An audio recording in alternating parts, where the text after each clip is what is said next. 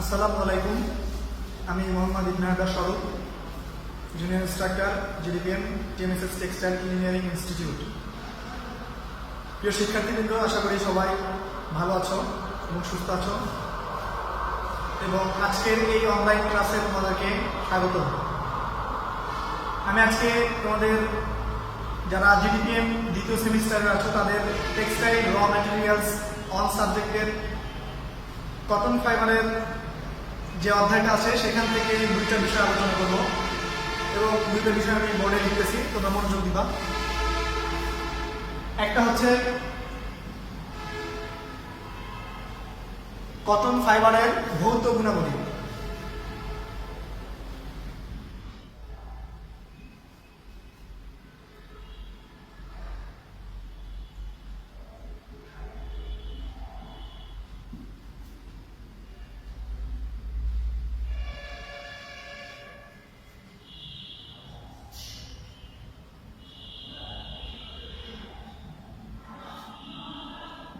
এবং অপরটা হচ্ছে কটন ফাইবারের যে সমস্ত ত্রুটি থাকে সেগুলো।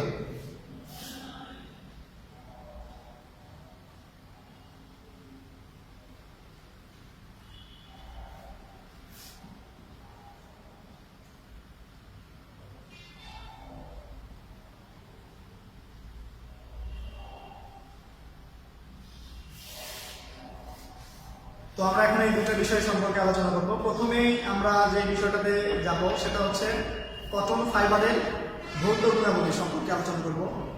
তো আমরা এখানে লক্ষ্য করি যে প্রথমে যে বিষয়টা আছে সেটা হচ্ছে দৈর্ঘ্য, অর্থাৎ কটন ফাইবারের দৈর্ঘ্য এখানে তোমার 0.3 থেকে 5.5 সেন্টিমিটার বা 0.5 ইঞ্চি থেকে 2.5 ইঞ্চি, এটা হচ্ছে কটন ফাইবারের স্বাভাবিক যে দৈর্ঘ্য থাকে সেটা। তার পরবর্তীতে যেটা আছে সেটা হচ্ছে ব্যাস। ব্যাস হচ্ছে 16 থেকে 20 মাইক্রন। এখানে আমরা 1 মাইক্রন সমান সমান 1000 মিলিমিটারের 1 ভাগকে বোঝায়, অর্থাৎ অতি ক্ষুদ্র ব্যাস যেটা থাকে সেটা হচ্ছে কটন ফাইবারের মধ্যে বিদ্যমান। তারপরে তৃতীয়ত যে বিষয়টা আছে সেটা হচ্ছে শক্তি বা টেনাসিটি, যেটাকে আমরা গ্রাম পার ডেমিয়ার দ্বারা প্রকাশ করি। তো কটন ফাইবারের স্বাভাবিক শক্তি বা টেনাসিটি শুষ্ক অবস্থায়, অর্থাৎ যখন কটন ফাইবার শুকনো অবস্থায় থাকে তখন হচ্ছে 3 থেকে 5, এবং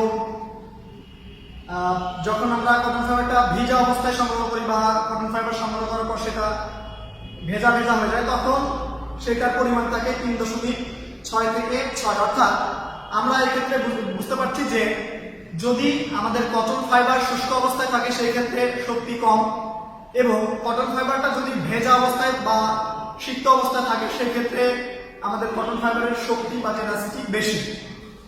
তারপরে যে বিষয়টা আছে সেটা হচ্ছে স্ট্রেচ ও ইলাস্টিসিটি।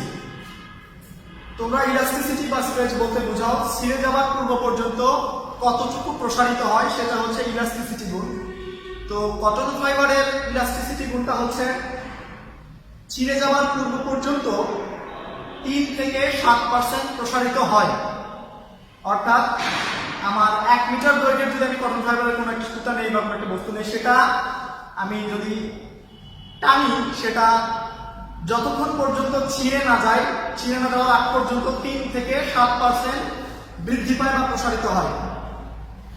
আবার 2% প্রসারণ করে ছেড়ে দিলে পুনরায় 70% পূর্বের অবস্থায় ফিরে আসে। অর্থাৎ যদি আমরা ওই ফাইবারটাকে 2% প্রসারণ করি এবং প্রসারণ করার পর যদি ছেড়ে দেই তাহলে আগের অবস্থায় ফিরে আসে 70%, অর্থাৎ পুরোপুরি আগের অবস্থায় ফিরে আসে না। 5 নম্বর যে বিষয়টা আছে সেটা হচ্ছে আর্দ্রতা ধারণ ক্ষমতা, অর্থাৎ কটন ফাইবার বা তুলাসের আর্দ্রতা ধারণ ক্ষমতা কত বা কিরকম। এক্ষেত্রে আর্দ্রতা ধারণ ক্ষমতাটা দেখো তোমাদের 7 থেকে 10%, যেটার আদর্শ যে আমরা যেটা কাউন্ট করবো সেটা হচ্ছে 8.5। অর্থাৎ আর্দ্রতা বলতে তোমরা এক্ষেত্রে বুঝতে পারবা যে বাতাসে জলীয় বাষ্পের পরিমাণ, সেই জলীয় বাষ্পের পরিমাণটা তুলা আঁশের মধ্যে কতটুকু বিদ্যমান থাকে সেটা হচ্ছে 7 থেকে 10%, এবং একটা আদর্শ যে এটার একটা অবস্থা আছে সেটা হচ্ছে 8.5%। তারপরের যে বিষয়টা আছে সেটা হচ্ছে রেসিলিয়েন্সি বা স্থিতিস্থাপকতা। এই রেসিলিয়েন্সি গুণাগুণটা কটন ফাইবারের অত্যন্ত কম, অর্থাৎ স্থিতিস্থাপকতা গুণটা কম। 7 নম্বর যে বিষয়টা আছে সেটা হচ্ছে ঘর্ষণ প্রতিরোধ ক্ষমতা, অর্থাৎ তুলা আঁশে যদি ঘর্ষণ প্রয়োগ করা হয় বা ঘর্ষণের ফলে তুলা আঁশ কতটুকু ক্ষতিগ্রস্ত হয় বা কতটুকু ভালো থাকে, এইটা একটা বিষয়। তো সেইটা তোমার তুলা আঁশের যে ঘর্ষণ প্রতিরোধ ক্ষমতা সেটা এখানে বলা হয়েছে যে মোটামুটি ভালো, অর্থাৎ অন্যান্য আঁশের তুলনায় ঘর্ষণ প্রতিরোধ ক্ষমতা ভালো। তারপরে যে বিষয়টা আছে সেটা হচ্ছে আয়তনগত স্থায়িত্বতা, অর্থাৎ আয়তনগত স্থায়িত্বতা বলতে বোঝানো হয়েছে যে যখন আমরা কটন ফাইবারে কোনো কিছু দ্বারা প্রেসার দেবো বা আমরা যদি কটন ফাইবারটা ধৌত করি বা আমরা যদি রোদে শুকাই, এই কার্যাবলীর মাধ্যমে কটন ফাইবারের আয়তনের যদি কোনো পরিবর্তন হয় সেটাকে বলা হয়েছে আয়তনগত স্থায়িত্ব। তো কটন ফাইবারের ক্ষেত্রে আয়তনগত স্থায়িত্বতা এখানে হচ্ছে ধোয়া ও ইস্ত্রি করার ফলে কিছুটা সংকুচিত হতে পারে, অর্থাৎ আমরা যদি কটন ফাইবার দ্বারা যে কাপড় তৈরি করা হয় বা কটন ফাইবার, এই কটন ফাইবারকে যদি আমরা ধৌত করি বা ধৌত করার পর যদি আমরা শুকানোর পর যদি ইস্ত্রি করি স্বাভাবিকভাবে, সেক্ষেত্রে দেখা যায় যে কিছুটা সংকুচিত হয়ে যায়, অর্থাৎ ফাইবারটা যে আয়তন থাকে সেটা কমে যায় সংকুচিত হওয়ার ফলে। তো এই ক্ষেত্রে আমরা বুঝতে পারলাম যে কটন ফাইবারের আয়তনগত স্থায়িত্বতা যদি ধৌত করা হয় এবং ইস্ত্রি করা হয় সেক্ষেত্রে সংকুচিত হয়ে যায়। তারপরে যে বিষয়টা আছে সেটা হচ্ছে আপেক্ষিক গুরুত্ব, অর্থাৎ তুলনামূলক একই তোমার কটন ফাইবারের সাথে তুলনা করা যায় এমন সদৃশ্য কোনো বস্তুর সাথে তুলনা, এটা হচ্ছে তোমার আপেক্ষিক গুরুত্ব। তো সেটা হচ্ছে 1.5। তারপরে যে বিষয়টা আছে সেটা হচ্ছে ঘনত্ব, অর্থাৎ প্রতি একক দৈর্ঘ্যের ওজন কতটুকু সেটা হচ্ছে ঘনত্ব বোঝায়। যদি ওজন বেশি হয় প্রতি একক দৈর্ঘ্যের, সেক্ষেত্রে ঘনত্ব তোমার কাপড় বা ফাইবারটা ঘনত্ব বেশি বা ঘন বেশি। আর যদি প্রতি একক দৈর্ঘ্যের ওজন কমে বা কম থাকে সেই ক্ষেত্রে আমার যে ফাইবার বা আমি ওই ফাইবার দ্বারা কাপড় বানাবো সেইটার ওজন অবশ্যই কম হবে।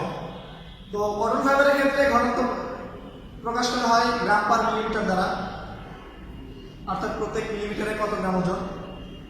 তো এখানে লিখেছে যে সিল্ক ও উলের চেয়ে কম কিন্তু লিনেনের চেয়ে বেশি, অর্থাৎ সিল্ক ও উল ফাইবার যেটা আছে সেটার থেকে কম এবং তোমার যে লিনেন ফাইবারটা আছে সেটার থেকে গুণাগুণটা বেশি।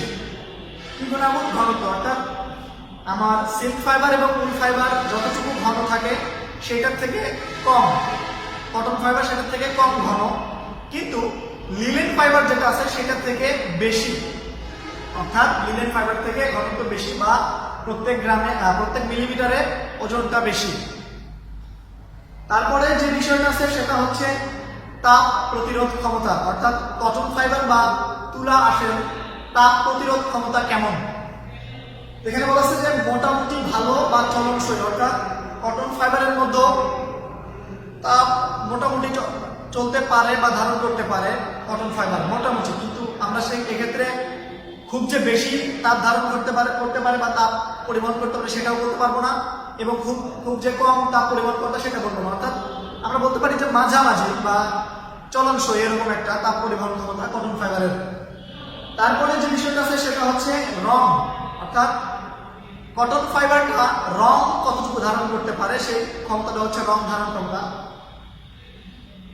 বা আমরা এখানে দুইটা বিষয় আছে, একটা কতটুকু রং ধারণ করতে পারে এবং আরেকটা বিষয় হচ্ছে কটন ফাইবারের স্বাভাবিক রংটা কিরকম হতে পারে। প্রথমত কটন ফাইবার মোটামুটি সব ধরনের রঙের প্রতি আসক্তি আছে বা সব ধরনের রং খুব ভালোভাবে করা যায়, এবং দ্বিতীয়ত যে বিষয় সেটা হচ্ছে কটন ফাইবারের যে রংটা যখন আমরা সংগ্রহ করি তুলা মাঠ পর্যায় থেকে যখন আমরা সংগ্রহ করি তখন দেখা যায় যে তুলা সাধারণত যে রংটা থাকে সেটা হচ্ছে সাদা, এবং এই রংটা সাধারণত ধূসর বা বাদামিও হতে পারে। এটা যখন আমরা মাঠ পর্যায় থেকে তুলা সংগ্রহ করব, এই যে বিষয়গুলো সেটা হচ্ছে কটন ফাইবারের ভৌত গুণাবলী। আমরা প্রথম যে বিষয়টা বলেছিলাম যে বিষয় সম্পর্কে আলোচনা করব কটন ফাইবারের ভৌত গুণাবলী, এই বিষয়গুলো হচ্ছে কটন ফাইবারের ভৌত গুণাবলী। এবং দ্বিতীয়ত আমরা আরেকটা বিষয় আলোচনা করতে চাইছিলাম যে কটন ফাইবারের ত্রুটি সমূহ, অর্থাৎ তুলা আঁশ বা কটন ফাইবারের মধ্যে সাধারণত কতটুকু মানে কতিপয় ত্রুটি বা কিছু দোষসমূহ পরিলক্ষিত হয়, সেগুলো সম্পর্কে এখন আমরা আলোচনা করব। তো প্রথমতই আমরা এখানে দেখতে পাচ্ছি যে কটন ফাইবারের প্রথম যে ত্রুটিটার কথা বলা আছে সেটা হচ্ছে ড্যাম্প কটন। অর্থাৎ ড্যাম্প কটন বলতে বোঝানো হয়েছে স্যাঁতস্যাঁতে বা ভিজা বা ঠান্ডা অবস্থায় গাছ হতে বীজতলা সংগ্রহ করলে মাটির কারণে কিছু কিছু বীজ দেখা যায় যে আস্তে আস্তে পরিপক্ক হয় বা পরিপক্ক হয় না, এটাকে বলা হয় ড্যাম্প ফাইবার অর্থাৎ অপরিপক্ক আঁশ। এটা গেল হচ্ছে প্রথম ত্রুটি। তারপর দ্বিতীয় যে ত্রুটির কথা বলা আছে এখানে সেটা হচ্ছে ওইটাই কিছুটা তোমার ওইটার সাথে সামঞ্জস্যপূর্ণ, অর্থাৎ অপরিপক্ক আঁশ। সেটা এখানে বোঝানো হয়েছে যে এই অপরিপক্ক আঁশটা হতে পারে অনুর্বর জমির কারণে, বা দেখা যাচ্ছে যে মাঠে ওই অনুর্বর জমির কারণে গাছে পোকা আক্রমণ করেছে, যার ফলে তোমার ওই কটন ফাইবারটা ভালোভাবে বৃদ্ধি হয়নি। এটা হচ্ছে অপরিপক্ক আঁশ বা ভালোভাবে পরিপক্ক হয়নি। তারপরে তৃতীয়ত যে বিষয়টা আমরা লক্ষ্য করছি সেটা হচ্ছে মৃত আঁশ বা ডেড ফাইবার। ডেড শব্দ অর্থ মৃত, অর্থাৎ যে আঁশটা ভালোভাবে বৃদ্ধি ঘটে না বা ভালোভাবে পরিপক্ক হতে পারে না এবং ভালোভাবে সংগ্রহ করা যায় না এবং পরবর্তীতে সেটা দ্বারা কোনো কিছু করা যায় না, সেটা হচ্ছে মৃত আঁশ। এটা কেন হয়? কিছু কিছু গাছ যেমন অপরিপক্ক থাকে তেমনি আবার কিছু কিছু গাছ বেশি পরিপক্ক হয়ে যায়। আবার এখানে উক্ত গাছ বেশি পরিপক্ক পর থেকে যে আঁশ সংগ্রহ করা হয় তা বেশিরভাগ মৃত বা ডেড ফাইবার বলে। অর্থাৎ একটা সময় থাকে যে সময়ের পর অতিরিক্ত সময় পর কটন ফাইবার সংগ্রহ করা হয় সেটাকে ডেড ফাইবার বা মৃত আঁশ বলে। তারপরে যে বিষয়টা আছে সেটা হচ্ছে কেক ফরমেশন। কেক ফরমেশন বলতে এখানে আমরা বুঝাই যে তুলা আঁশ বল থেকে আলাদা করার পর, বল বলতে বোঝানো হয়েছে যে আমরা যখন তুলা আঁশ গাছ থেকে সংগ্রহ করি, অর্থাৎ এক গাছেই এক একটা ফল আকারে গুচ্ছ আকারে যে তুলাটা থাকে সেটাকে বলা হয় তুলার বল। তো এই তুলার বলটা আমরা যখন আলাদা করব, আলাদা করার পর কিছু কিছু আঁশ শক্ত হয়ে গুচ্ছ সৃষ্টি করে বা শক্ত গুটির মতো সৃষ্টি করে বল থেকে সংগ্রহ করার পর। এই যে গুটির সৃষ্টি হয় এইটাকে বলা হয় কেক ফরমেশন। তারপরে আমরা যে বিষয় সম্পর্কে আলোচনা করব সেটা হচ্ছে পেস্ট ফরমেশন। এটা আমাদের এক ধরনের ত্রুটি কটন ফাইবারের। তো এই পেস্ট ফরমেশন কি কারণ হয় সেটা আমরা এখন দেখব। দেখো যে তুলা আঁশ বল থেকে আলাদা করার পর কিছু কিছু আঁশ আছে যেগুলা দেখা যায় যে আমরা সেই আঁশের মধ্যে যে বল থেকে যে আঁশটা সংগ্রহ করব সেই আঁশের মধ্যে পেস্ট আকার বা তোমার গলিত কিছু অংশ দেখা যায়। সেই গলিত অংশটাই হচ্ছে বা এই ভাবটাই হচ্ছে পেস্ট ফরমেশন, বা এটা একটা ত্রুটির মধ্যে পড়ে। অর্থাৎ আমরা যখন এই ত্রুটি সহকারে তুলা সংগ্রহ করবো, ওই তুলা দ্বারা পরবর্তীতে আমরা কোনো কাজে লাগাতে পারবো না, বা ওই তুলা দ্বারা পরবর্তীতে সুতা বা ওই সুতা দ্বারা কোনো কাপড় তৈরি করতে পারবো না। তো পেস্ট ফরমেশন এটাও এক ধরনের ত্রুটি। তারপরে আমরা যে ত্রুটি দেখতে পাচ্ছি এখানে ফলস মিলডিউ বা গ্রে মিলডিউ। এটা মূলত সাধারণত ফাঙ্গাস আক্রমণ বা ছত্রাক আক্রমণের কারণে হয়ে থাকে। যখন তুলা আসে দেখা যায় যে আর্দ্রতাপূর্ণ ভেজা বা আর্দ্রতাপূর্ণ আবহাওয়া থাকে, তখন দেখা যায় যে তুলা আসে ফাঙ্গাস বা ছত্রাক আক্রমণ করে। এই আক্রমণের কারণে যে ত্রুটি দেখতে পাই সেটাই হচ্ছে ফলস মিলডিউ বা গ্রে মিলডিউ। তারপরে যেটা আছে কটনের মরিচা বা রাস্ট। অত্যধিক শুকনো আবহাওয়া অথবা বৃষ্টির পরে চাষ করা হলে এই ধরনের ত্রুটি দেখা যায়। অর্থাৎ যখন আমরা তুলা চাষ করবো তখনকার আবহাওয়া যদি অতি শুষ্ক থাকে তখন এই ধরনের আমাদের এই ত্রুটিটা পরিলক্ষিত হয়। তো খারাপ আবহাওয়ার কারণে এই ধরনের ত্রুটি আমরা লক্ষ্য করি। এই ধরনের ত্রুটি থেকে পরিত্রাণ পেতে গেলে আমাদেরকে তুলা একটা নির্দিষ্ট সময়ে চাষ করতে হবে, যাতে আমাদের অর্থাৎ আবহাওয়া যখন ভালো থাকে বা অনুকূলে থাকে তখন আমরা এই তুলা আঁশটা রোপণ করবো তুলার আঁশ, তখন আমাদের দেখা যায় যে এই ধরনের ত্রুটি থেকে আমরা পরিত্রাণ পেতে পারি। তারপরে যে বিষয়টা আছে সেটা হচ্ছে লিন্ট রট। এটা মূলত আঁশ যখন হলুদ বা বাদামি রঙের হয়ে থাকে, এটা বিভিন্ন কারণে হয়ে থাকে, বিভিন্ন আবহাওয়ার কারণে হয়ে থাকে, ভেজা আবহাওয়ার কারণে হয়ে থাকে। তারপর যখন আমরা গাছ থেকে তুলা সংগ্রহ করবো সেটা যদি ভেজা আবহাওয়ায় রাখি, সেই ক্ষেত্রে অনেকদিন পর্যন্ত ভেজা আবহাওয়া বা আর্দ্রতাপূর্ণ আবহাওয়া যদি রেখে দিই, সেই ক্ষেত্রে দেখা যায় যে তোমার তুলা আঁশের মধ্যে এক ধরনের রঙের পরিবর্তন আসে, যে রঙটা হয় হলুদ বা বাদামি রং। এটাই হচ্ছে লিন্ট রট বা এই ত্রুটিটাকে আমরা বলি লিন্ট রট। তারপরে আছে আমাদের সেলুলোজ ডিগ্রেডেশন।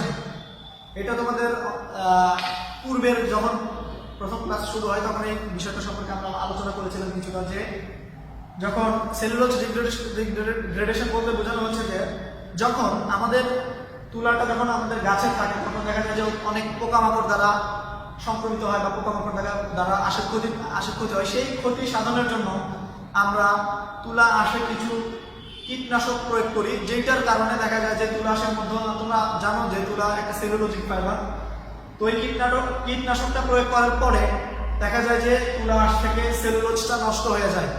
এই যে সেলুলোজটা নষ্ট হয়ে যাচ্ছে এটাকে বলা হচ্ছে সেলুলোজ ডিগ্রেডেশন। অর্থাৎ পোকামাকড় নিধনের জন্য আমাদের গাছে যদি কীটনাশক স্প্রের পরিমাণটা যদি বেশি হয় সেই ক্ষেত্রে যে সেলুলোজ যে নষ্ট হয়ে যাচ্ছে এটাকে বলা হয় সেলুলোজ ডিগ্রেডেশন। তো মোটামুটি আমরা এই কয়টা ত্রুটি কটন ফাইবারে পরে আমরা দেখে থাকি। আর আমরা বলেছিলাম যে এই দুইটা বিষয় সম্পর্কে আমরা আজকে আলোচনা করব। তো পরবর্তী ক্লাসে আমরা আরো যে পরবর্তী যে চ্যাপ্টারগুলো আছে সেটা সম্পর্কে আমরা আলোচনা করব। আশা করি তোমরা ক্লাসটা ভালোভাবে মনোযোগ সহকারে দেখবা এবং শুনবা, এবং যদি কোনো বোঝার কোনো প্রশ্ন থাকে সেটা তোমরা কমেন্ট বক্সে কমেন্ট করবে। সবাইকে ধন্যবাদ জানিয়ে আমি আজকের অনলাইন ক্লাসটা শেষ করছি। সুস্থ থাকো, ভালো থাকো।